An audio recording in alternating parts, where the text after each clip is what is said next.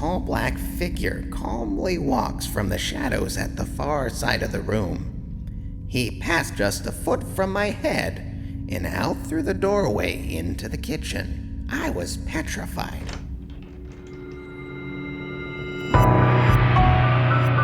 Hey, spooky siblings. Monsters are real. Ghosts are real too. They live inside us. Hey, spooky siblings. Welcome to another Wicked Wednesday. My name is Polty, and this is Left on Red. Today, I will be discussing true, unadulterated, supernatural occurrences. Story number 1. When I was around 17, I got out of bed to go get my dog out of his kennel and feed him. As I passed one of the cabinets, a voice whispered in my ear, "Wake up." I could feel the breath and everything, and literally just froze for a few seconds and ran upstairs telling myself, "What the heck?" repeatedly. It has messed with me to this day. I'd rather have heard absolutely anything else because wake up just messes with you. Living in the Matrix, down by the blue pill. Ignorance is bliss, my friend. Or is it? Story number 2. It was a dark and stormy night. No, really, it was. Driving along with my partner, I noticed a car coming up behind us, traveling fast. It was a single-lane road, so we couldn't move over. I said to my partner, "This guy's in a hurry. Let him overtake you." My partner agreed, and he moved left as soon as there was an overtaking lane. The car pulled up beside us and then disappeared. There was nowhere it could have gone. We sat in silence for a few minutes, and I said, "Did you see that?" He said, "Yup." And there's another one. Another glitch in the Matrix. Or maybe they were actually in a hurry. Story number 3. When I was between the ages of 4 and 6, I used to see a little blonde boy run through this mirrored armoire in my parents' bedroom. The armoire was big and wooden, but had mirrored accents and mirrors running all the way around the base. If I laid on the carpet in front of it and looked into the mirrors on the bottom, sometimes I'd see a little blonde boy in a red sweater in the corner of the room, far away, and a little distorted, but very clear. He would sit with his back to me, looking out the windows to the backyard. I don't remember ever seeing his face. I don't think I saw him many times, but I do remember his image very clearly. In my little kid mind, I thought I invented this super neat mirror trick by myself, so I tried to get my parents to see it too. They always refused, and my mom especially would get super mad at me for asking. I stopped seeing the boy when I stopped playing in their bedroom as much and knew mirrors shouldn't work like that. When I got older, I chalked it up to my overactive kid brain. Didn't think much of it, to be honest. Years and years later, when I was an adult and long after my parents had sold that house, my mom asked me about the armoire out of the blue, then told me that she used to see the little boy too. Not in the mirrors, but sometimes just out of the corners of her eyes. Like she'd be cooking and catch a glimpse of blonde hair pass by her hips at a kid's height. And occasionally in dreams. It didn't happen too often, but just enough to deeply freak them out.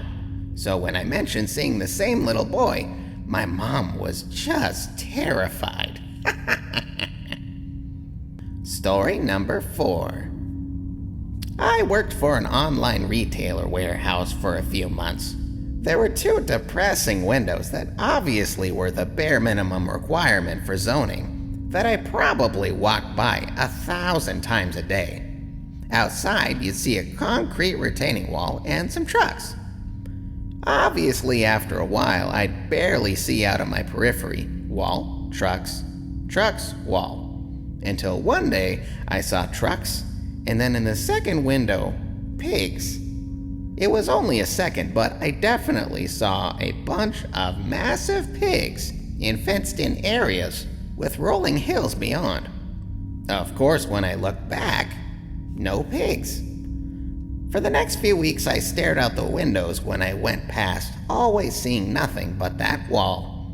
It was only when I got lazy and stopped paying attention that it happened again. Pigs, hill, then look back and gone. Apparently the land used to be a farm. I like to think it's a flash of the past and not the ghosts of bacon. This little piggy went to market, this little piggy stayed home, and the rest of the piggies want revenge. I mean, oink. Story number 5. When I was a kid, I spent a lot of time at my grandma's house. Both of my parents worked long hours, so her place became like a second home. She was a tough old woman, rail thin but strong. Sometimes I'd watch her going about her routine and wonder if she was some kind of a witch. She just had a witchy way about her. I know what you mean. But of course, that might just be what resourcefulness looks like to a kid. Anyway, her house didn't help. It was old. Everything in it was old, and it was dark. Grandma had this rusty potbelly stove right smack in the middle of her bedroom. I remember constantly dodging it as I ran through the house playing. At night, she'd load the stove with one great big chunk of hickory, and you could see the flames licking through the cracks. I'd lay on the floor with my sleeping bag, positioning myself so that the stove was between me and Grandma's bed. Facing this direction meant that I could easily see the window at the foot of her bed. It was like a nightlight for me. Everything in that house was black at night, unless there was a window nearby. So I lay one night. It was chilly, and I remember having trouble sleeping because the moonlight coming through the window was so bright. It was late, which meant the stove wasn't roaring anymore. Besides my grandma's breathing, the whole house was dead silent. It was just the two of us. No one else was in the house. Without any warning, a tall black figure calmly walks from the shadows at the far side of the room. He passed between the stove and bed, across the floor just a foot from my head, and out through the doorway into the kitchen. I was petrified. Couldn't move an inch. This may sound crazy, but I had felt like a burglar was in the house. I'd like to think I would have moved or shouted or something. I didn't think it was a burglar, though. No specific reason why. It just felt wrong. I don't think I fell asleep that night. All I remember is staring at the kitchen doorway for a long, long time. When my grandma woke up, she rolled out of bed and grabbed the fire poker. I sat up and began to tell her what I'd saw, and after I finished telling her about the tall man, she just poked at the coals in the stove and said, haven't seen him in a long time. And that was Wicked Wednesday. My name is Polty, and this is Left on Red. If you like this video, please don't forget to like and subscribe. And also, press the bell notification button so that you will be notified every time Red and I upload a new video. Until next time.